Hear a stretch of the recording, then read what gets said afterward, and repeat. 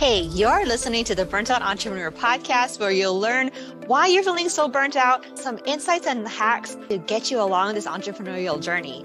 I'm Kylie Ota, former oil and gas manager turned health coach, life coach, and business mentor for female entrepreneurs just like you, and help them heal and recover from burnout.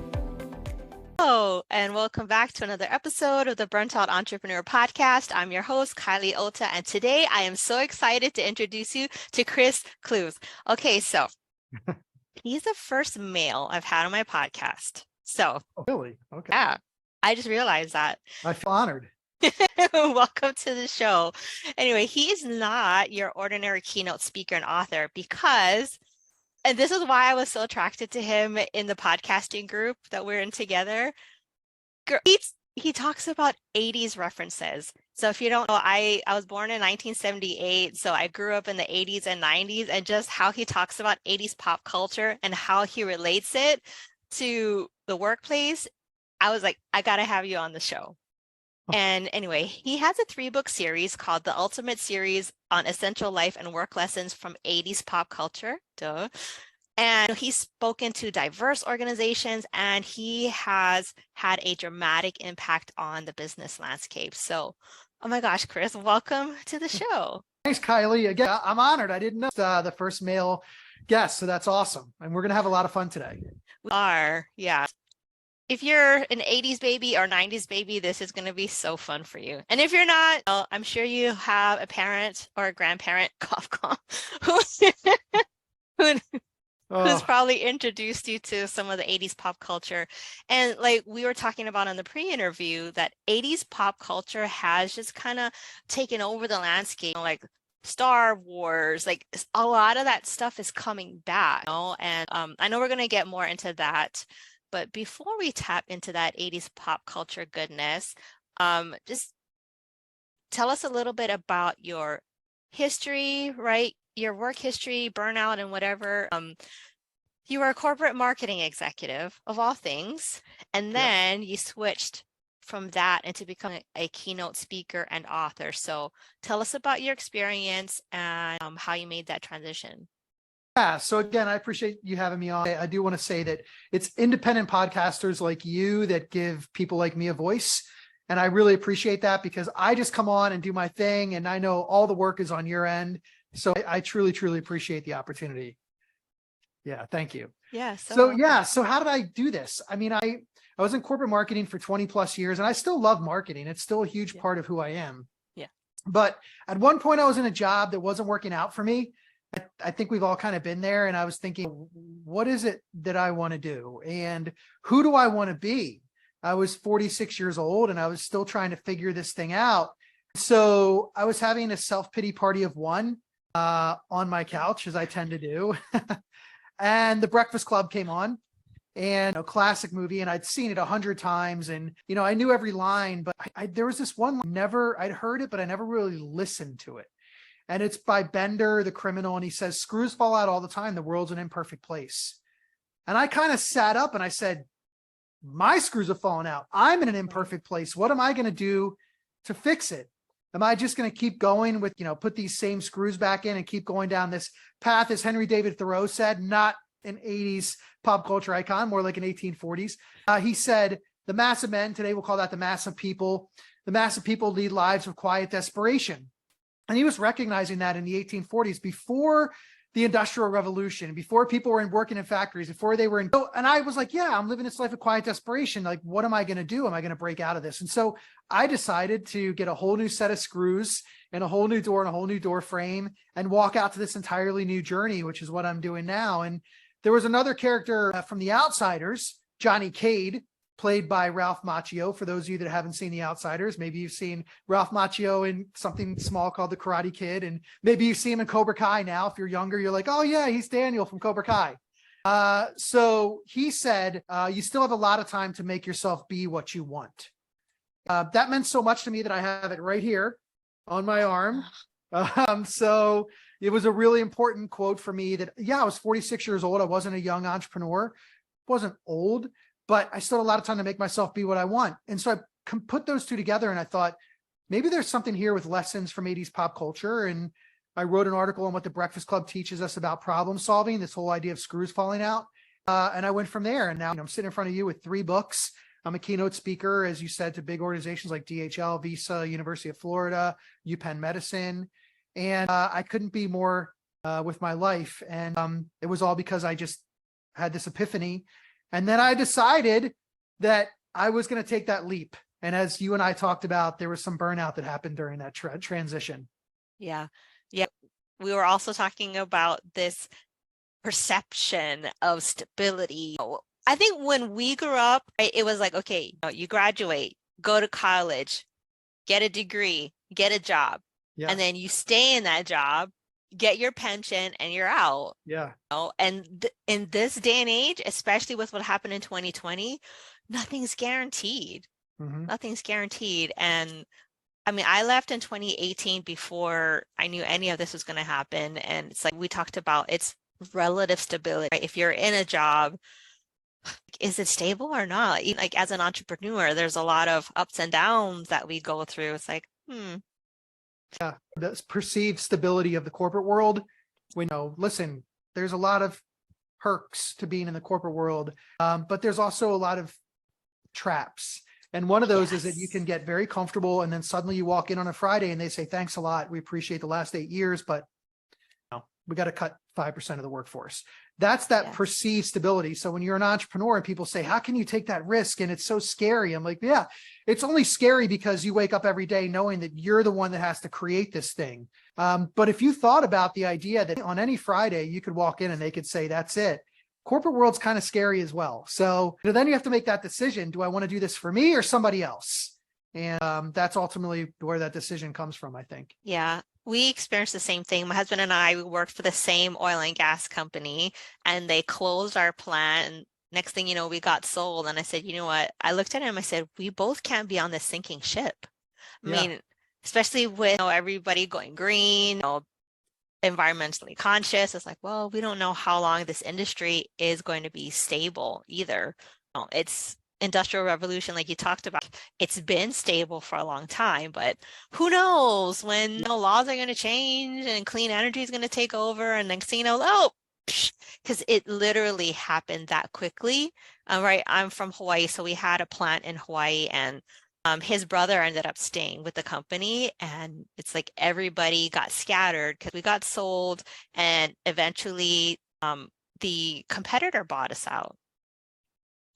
Like through the grapevine and closed doors, we found out that their intention was to actually cut out the competition and shut us down. And so a lot of those workers got displaced. And you don't go into the oil and gas industry for the fun of it. There's no fun. It's greasy, dirty, messy, whatever, And it was more about the stability of the industry. And now there really is no stability in whatever industry. IT was a stable industry. Now you got AI coming in and trying to like people are scared that they're going to lose their jobs because AI is this untapped category that everyone's like, oh, I'm scared I'm going to lose my job to an AI. It's like, well, I mean, we're in a new revolution, like the industrial revolution, with the agriculture industrial, like, is this the AI revolution? I don't know. There's a lot of moving parts out there right now for everybody.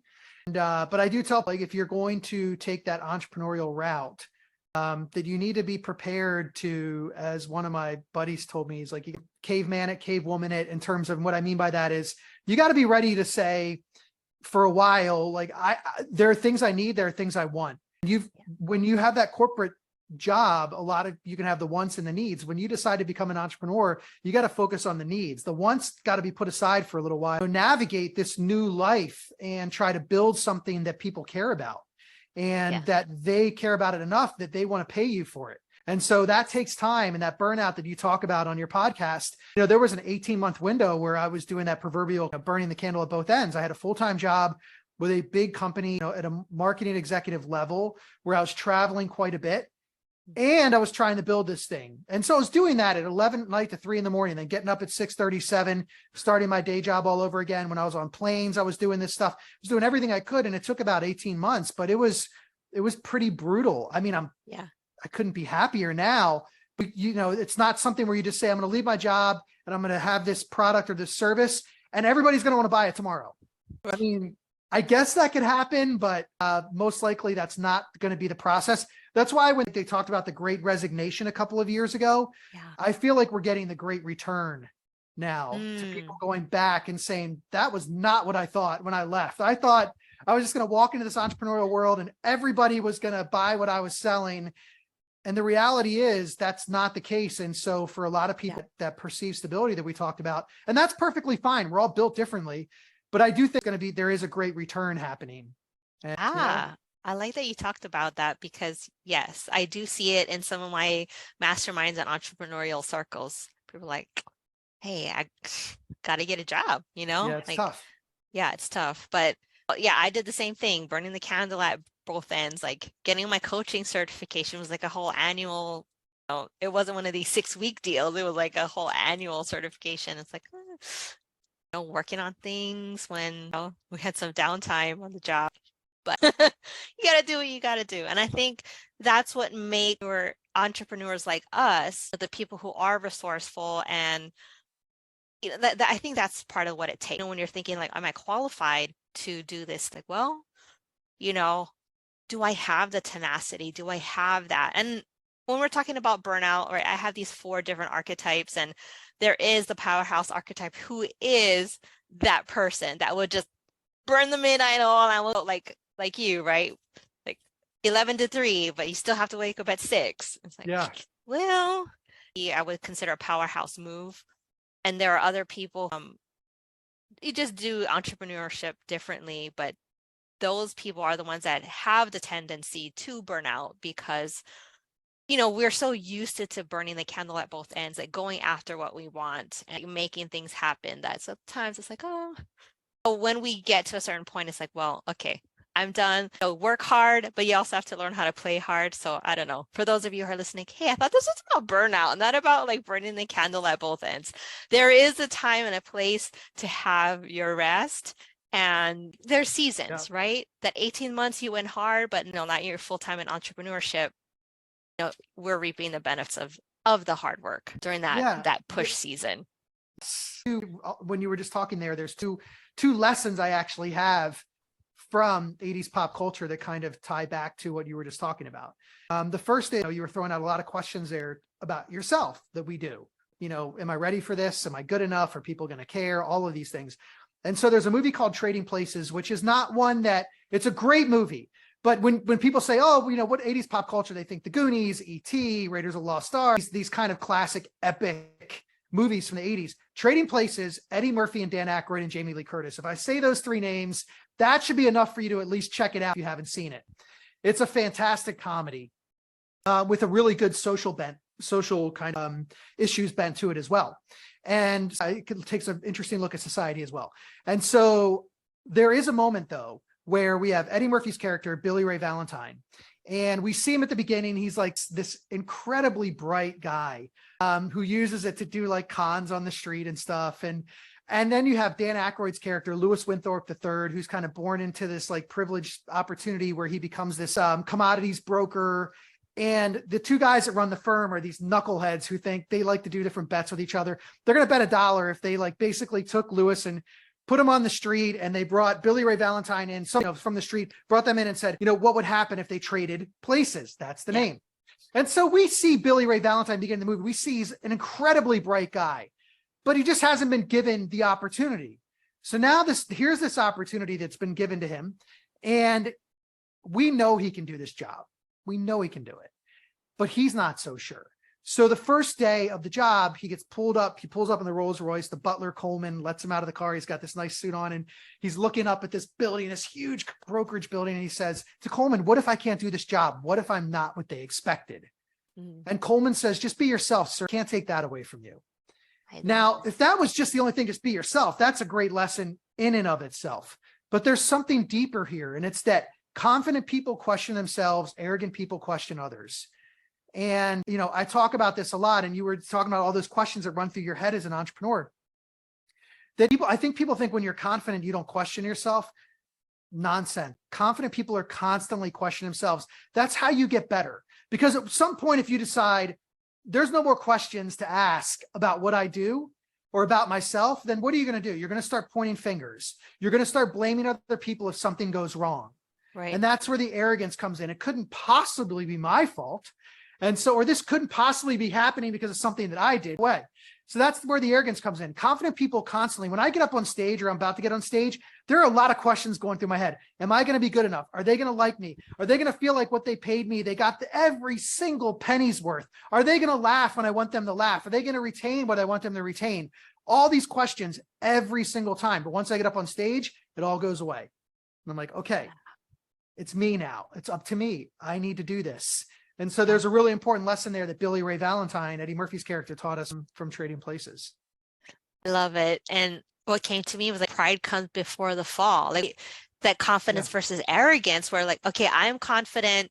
And there's some talk about imposter syndrome, like truly confident people actually have imposter syndrome because they think that they're not supposed to be there, but they actually are very good at their job. But like you said, questioning themselves all the time, not to a point of like self-doubt and, shrinking back, but that confidence, like, okay, what am I doing? What can I do to keep going on this trajectory, blah, blah, blah, as opposed to the arrogant people, like you said, blaming others. Like I've worked with CEOs and things like, oh my gosh, like those are the worst. Those are the worst. When they're like, okay, whose fault is it? And let me point a finger at someone. And those are the worst because you just develop such a bad morale within the company. If everyone's trying to point fingers at everybody else, and like nobody wants to be the fall guy. But like you said, if you have a CEO who is self-reflective, is truly confident, has an inner confidence in themselves, they actually instill that confidence into their employees, into their constituents, whoever they're working with, like into their audience even, right? It's like you feel that it emanates from you. And people are smart, right? Even though they may not say they're empathetic or whatever, we can feel it from other people if they're true and genuine, if they're not, and they're, So, oh my gosh, I love that. Well, yeah, that you bring up leadership, and I have a lot of leadership lessons, but one of them involves one of my favorite musicians. I'll give you a little hint, and if you can't get it from this, I'm not sure what to tell anybody out there, but he loved the color purple. Oh, yes. Right? I mean, Prince. So he's our Mozart. A Prince comes along once every couple of centuries. And if you think about everything that he touched, and if you just Google Prince and you're not sure because you just know him, he's the great musician, go look at everything he touched in music, the stuff that he wrote, that he composed orchestras, that he played, I think, 50 instruments. Like the guy was a genius. Yeah. And we lost him too soon. But in the time that we had him, in 1987, he was already the king of music. I tell people, like, look, take 30 minutes and write down all of the people that were known by one name around the world. And that's a small group of people, and Prince was in it. So, you say Prince, and everybody's like, oh, Prince. Yeah, of course. He was so good, he didn't need a name after that. And then after a while, he just was a symbol. Right. So here he is in 1987. He's already won Grammys. He's been nominated for Academy Awards. He wrote and directed and starred in a movie, Purple Rain. He's done all of these things. And Suzanne Vega was an alt singer who I really loved. She had a song on the Pretty in Pink soundtrack, and it's going to slip my mind right now. But she was an alt singer and not Prince in 1987. And so then she comes out with a song called Left of Center, was a song on the Pretty in Pink soundtrack. And then she came out with a song called My Name is Luca. Yes. And I Live on the Second Floor. Very serious song about child endangerment, child abuse. And Prince heard this song and he was so moved by it that he actually penned a handwritten note to her. And you can Google Prince and Suzanne Vega handwritten note, and you can get, if you Google it. And it said, "Dearest Suzanne, Luke is the most compelling piece of music I've heard in a long time. There are no words to tell you all the things I feel when I hear it. I thank God for you, Prince." Wow. Awesome.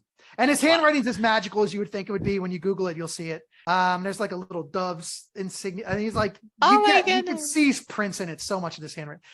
So he gets this handwritten note. Now, remember, it's 1987. There's no digital means to get this to her. It had to be mailed to her, hand delivered. There had to be an extra step taken to get it to her. Now, how do we know about it? In 2016, when Prince passed away, Suzanne Vega put it on her social media to let everybody know the kind of guy that he was behind the scenes.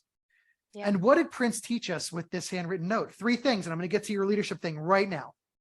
Leaders share the stage of success. Yes. Rulers keep everybody below it. They keep everybody below the stage. Leaders share the stage. They recognize greatness. They point out greatness, and they let people know. And that's what he's doing. Like, hey, greatness, I see you doing great things. There's room on this stage for you as well. Leaders share the stage. They're not afraid to do that. They recognize that there are people that are going to come along. Their time is going to come where it's, hey, it's time to pass that proverbial torch. And they recognize greatness and they let them know. 2, encouragement doesn't cost a thing. So that handwritten note, do you think that encouraged her just a little bit? I mean, I challenge people. I say, if you have a passion or a hobby or an interest or your career, and the person who does it the best, who's the best at it in the world, sent you a handwritten note and said, I saw what you did, it's great. If you think that would encourage you just a little bit, so encouragement doesn't cost a thing. We can all encourage somebody today. Yeah. And that the handwritten note is a lost art. So we can email somebody and say, praise them through email, and that's great. But that handwritten note, that extra time, your heart and soul, and you'll see this in Prince's handwritten note, your heart and soul are in that handwritten note. And people appreciate that. So 3 things he taught us for leaders. Oh my gosh, I love that. So there are 2 leaders that I was thinking about in the entrepreneurial space. So there's this guy named Todd Herman. He teaches a lot about productivity. He has an old ink pen in a box with cards and whatever. He writes a handwritten note to someone every single day. And that's part of his productivity steps that he does. Everyone has a morning routine, right? All of these entrepreneurs have a morning routine. So that's part of his morning routine. And then someone else that like Gary V, right? Yeah. Gary V's all about encouraging people. Like on his social media, you see so many people just walk up to him and say, dude, I watched your stuff and whatever. And then they get featured on his social media. And all he's doing is giving people encouraging words. But it does so much for the person who's been following him and just been gleaning from him. And like just to have Gary V say, you're on the right path. You're doing good. I'm like, oh, it's so good, right? Yeah. I mean, it's it makes a huge difference, just that handwritten note, but even just the encouragement alone. And recognizing that there is room on that stage once you get that stage for other people as well. I love that. And I think that's what I like best about leadership when I was in the corporate space, and even now leading my own team. I like sharing the stage. I'm like, it looks like it's, an army of one.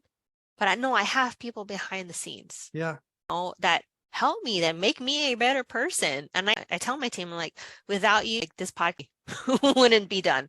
Right? They do the post-production, they do the social media. And I'm like, here's what I want. But that's the part about it. When we have that good rapport with our team, it makes delegation so much easier. Because I have one person on my team that I've tried to outsource to some of my friends in entrepreneurship. It didn't really work out that well. And I was like, why didn't that work out that well? I was like, oh, I realized that in corporate, I had learned that building rapport was such a good morale builder. I had carried that into entrepreneurship. And I was like, oh, so that's why it's been working out for us. And she's been a long time on my team, and she puts out good work. Even like the days that I'm like, I'll Voxer her. I'm like, dude, I don't think I'm going to get it done. Like, can you like just step in? Like, I'll leave her a voicemail, and then she'll do the stuff that I was supposed to have done. Like that's the kind of rapport that I built with her. It feels so good to have someone that has your back, but it's also because I have her back. And when she has a down day, she's like, hey, I didn't get to it. I'm not all over her like, hey, well, blah, blah, blah, this is what I pay you for. It's like, oh, like we're all human, having a human experience. So anyway, I loved all of those things that you shared. So good. Yeah, I mean, that ties back to like the health and wellness thing with leaders as well. And so we talk about the Karate Kid and Mr. Miyagi. And of course, listen, for me, like one of the greatest cinematic characters of all time for so many reasons. It's hard. You think about certain roles, great roles in movies, but you don't often think about somebody is that person. And there was nobody else who could have ever played him. And it just doesn't work, right? So he is Mr. Miyagi. And so I talk about the relationship between he and Daniel. And of course, this idea, everything that comes out of his mouth seems to be a lesson. So yeah, the Karate Kid, every lesson that comes out of Pat Morita's mouth as Mr. Miyagi is a lesson, and it's pretty awesome. And so we all know the kind of wax on, wax off, but there was something else he said in that scene. He said, don't forget to breathe, very important. And so I think about this involuntarily. Thankfully, you don't need to think about it. About 17,000 to 30,000 times a day, you're going to breathe.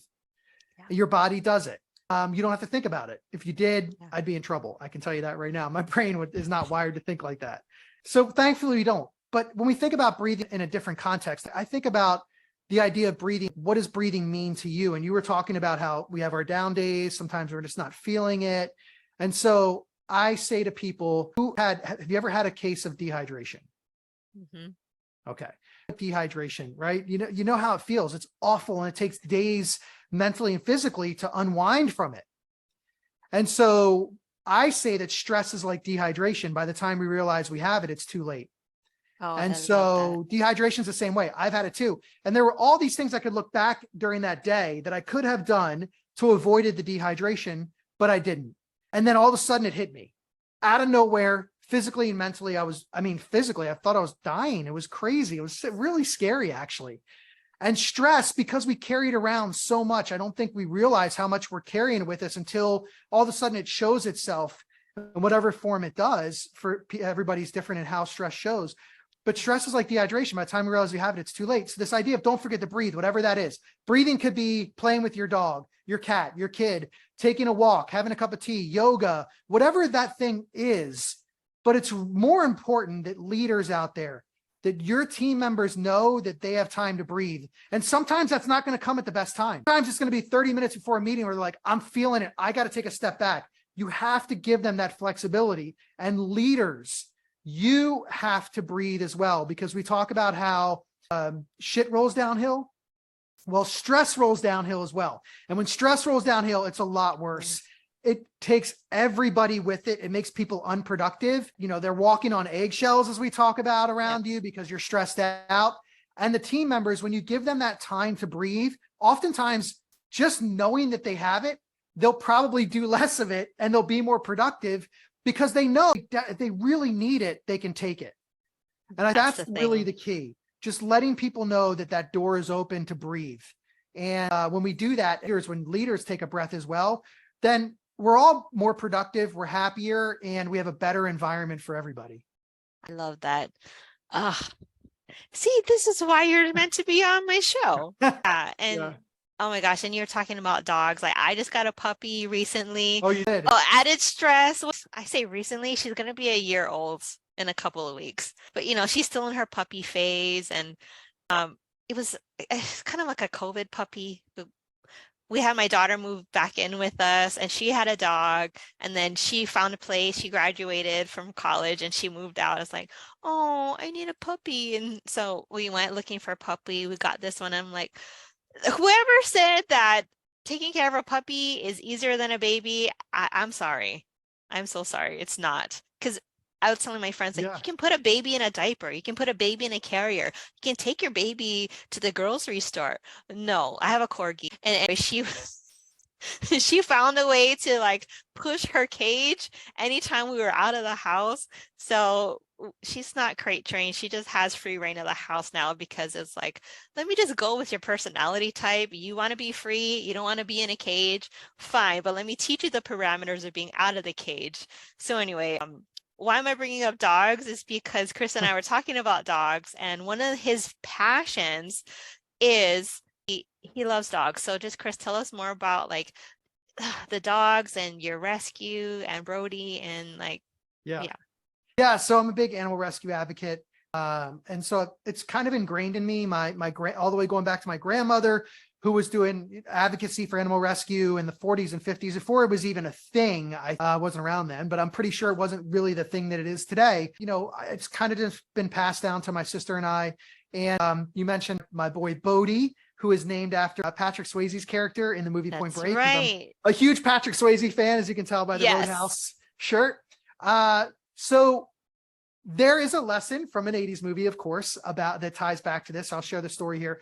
Dead Poet Society, really great movie, 1989. Robin Williams plays John Keating, a teacher in a very exclusive boys boarding school, private school, where these boys are taught from a very young age, you're going to be whoever the family wants you to be. Your dad's an attorney, a doctor, whatever, that's what you're going to be. There is no straying from this path. And God forbid you want to go into the creative arts. No way. So of course, John Keating, as the new teacher there, he teaches the boys through poetry. And he says, nonsense, you can be whoever you want to be. And he encourages them to also be creative as well if they choose that path. And we all know that kind of carpe diem, seize the day. But there's something deeper, he says. And I always look for like the different quotes, the ones that don't jump out at people. And the one that he tells them is, no matter what anybody tells you, words and ideas can change the world. Yeah. And so I thought about this. I'm like, in the palm of our hand, we have this great equalizer now, this phone that we have that allows us to reach the world with our words and our ideas. We don't have to be an athlete, a politician, a world leader, a celebrity, a journalist, any of these things to get our words and ideas out to the world. You can do it right now in this moment. You can send something out across social media and get your words and ideas out to the world. And that's kind of talking the talk. And that's great. But you also got to walk the walk. What's important to you? What action are you going to take? And for me, with the animal rescue, I tell the story of Bodie. He was 3 months old, on the street, dead, found by a couple of cops in Miami. He couldn't walk. He couldn't go to the bathroom. He had bugs all over him. He was dying. Wow. And he was scooped up and taken to this rescue that I follow called Wonder Paws Rescue. And took a month for him to learn how to walk, another couple of months of him getting to a point. And I saw these pictures of him and I knew right away we were connected. I knew this was my guy. And, I got him in August of 2020. And he's been with me almost August 6th will be his third gotcha day, third year of gotcha days. So 3 years since I've had him. He'll be 3.5 roughly. And he came into my life at the right time, because I tell this story because in the spring, March of 2021, my girlfriend at the time, when we met, I knew she had said there were some things that she still needed. Her life journey wasn't over yet. We weren't going to be together forever. And I'm like, that's fine. Like, let's just enjoy each other's company. And when you need to go, you go. And so she went. I'm never going to stand in the way of somebody else's journey. And so she took off in March 21, got an RV, took off to the West Coast.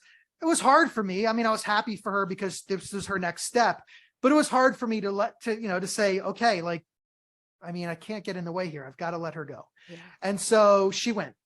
Then April of 2021, my stepmom, who was in great shape and in my life for 40 years, gets diagnosed with pancreatic cancer, passes away 3 weeks later, like so fast. I mean, it's just so fast. And in July of 2021, my mom died of Alzheimer's. So in 100-day period, it was like my life was a country song. Right. But I had Bodie by my side. He got me through all of it, along with my sister, of course. My sister and I are very, very close, thankfully. But Bodie was by my side the whole time. And so I say that rescued is the best breed. It's very easy to go out there and go to the store. But rescue is the best breed. There are so many that need homes. They're overflowing the shelters right now. They all need so much help. And I ask people, look, if you're thinking about a dog, trust me when I tell you, you cannot go wrong. There's so many that need homes in the shelters. They know that they've been saved. You're giving them the best life. And rescued is the best breed. And so I donate a portion of the proceeds from my book sales and speaking gigs to Wonder Paws, the rescue that saved Bodie here in Fort Lauderdale. Oh, I love it. Yeah. Oh, I know. Like, for those of you who are just listening, I'm not tearing up. I promise you, I'm not crying right now. Okay. It took me a long time to get through that story without losing it. And I still do sometimes. It just depends on the day. Yeah. And so my daughter ended up becoming a vet tech. She was going to school for astrophysics of all things. And then she moved to California, couldn't really get any classes at the local college as a transfer student. She missed the window. And then she saw that there was an opportunity to become a vet tech at a trade school. And that's the route that she took. And now she's having the time of her life. It's awesome. Like, as a parent, we kind of know, like, I don't know about astrophysics for you, girl, but okay, if that's your passion, right? Like you said, the journey, if that's the journey you want to take, go for it. And I'll be here in case you need me. And like now that she's done the vet tech thing, like she has like it's changed her life because she pursued her passion. And I'm Yeah. so proud of that. You know, I'm so proud of that she did that. And that's what I want for everyone, whether you are an entrepreneur or whether you are working in corporate, like the thing that you love to do. Because what is that line? Love what you do and you'll never work a day in your life. Yeah. Which I mean, it's not true. Like we are working, but we're so passionate about doing it. It doesn't feel like work, It doesn't feel you like know? a four-letter word. Like so many people Yes. say work is a four-letter word. It Yes. doesn't feel like it. Yeah. Yeah. That you still have a lot of time to make yourself be what you want. I tell people if you have a hobby or passion or interest, it's taking up that really valuable free time that you have, find a way to potentially monetize it. I say go create you, whatever Yeah. that is. And, there's a Oliver Wendell Holmes, I'm going to paraphrase here, but also around the same time, I think, as Henry David Thoreau. So not 80s pop culture, but I'm going to paraphrase here when he said something to the effect of, the saddest thing is to see somebody who dies with their song still inside of them. Yeah. And, what is that song that you have like in you? We all have something. And Yeah. a lot of people just, oh, well, I can't for these reasons or whatever, but there is going to be a moment where you can. And so you have to decide, am I ready to do this? And it's going to be a different time for everybody, but don't let it go by. Yes. Carpe diem. Yes. Seize the day. Yeah. So speaking of seizing, I want you guys to take advantage of what Chris has because he's not only is he a speaker, he's an author. So Chris, tell us about your latest book and how people can Yeah. get their hands on it. So I appreciate that. So I have the 3 books in the series, the ultimate series on essential life and work lessons from 80s pop culture. The most recent one being Raised on the 80s, and it's 30 plus unexpected life lessons from 80s pop culture. The first 2 books, what 80s pop culture teaches us about today's workplace, are focused on workplace lessons, obviously. And the third one is more life lessons. You can pick them up on Amazon. They may be in your local bookstore as well. I never really know where they are, but I do know that they're on Amazon as well. So you can pick those up. They're a lot of fun. Even if you weren't around in the 80s, it'll take you back to, I think, a really cool time. I say that 80s pop culture, it was like somebody took a glitter bomb and threw it against the wall and it exploded and all these wonderful colors came out. And that was all the creativity and innovation and individuality that was around in the 80s, and that, so many people go back to today. Shows like Stranger Things are a great example of really showing people what it was like with 80s pop culture. So those are the books. And then, of course, my website is chrisclews.com, CLEWS.com. If you're looking for a fun, unique, and dynamic keynote speaker, I'm your guy. And we'll have a lot of fun talking about these lessons from 80s pop culture. I have about 160 lessons from 35 movies. So it can be customized and themed to whatever you're looking for in terms of the theme for your particular organization or event. And you can find me on social media all over the place. Awesome. And if you want to know anything more about Chris, everything that he's just spoke about is going to be in the show notes. Go look below and click on the link and go buy a book, support a doggy. Like, think of the dogs that you're going to save by buying his books. Like, if that doesn't touch you, then I don't know. Maybe I'm not the show for you, but anyway. Oh my gosh. Thank you so much for being here today. And is there any last words you want to share with the audience today? Yeah. Ferris Bueller said, life moves pretty fast. If you don't stop to look around once in a while, you could miss it. And I think that, those are very true words. Take some time, stop, look around. Don't miss it. Yeah, don't miss it. Awesome. Yeah, that's why I quit my job and I went into entrepreneurship, because I realized my kids were growing up without me and I totally missed it. And now I'm a grandparent and my kids are adults, but I'm getting still to enjoy them. Like, I'm making up for lost time. Yeah. And we're still here, clock's still ticking, yes, like the past is the past, but like you said, carpe diem, seize the day. What can I do today to make the most of the situation that I'm in? Like, let's not sweat the past. Let's not, agonize about the future, but live right in the power of now. That's it. Yes.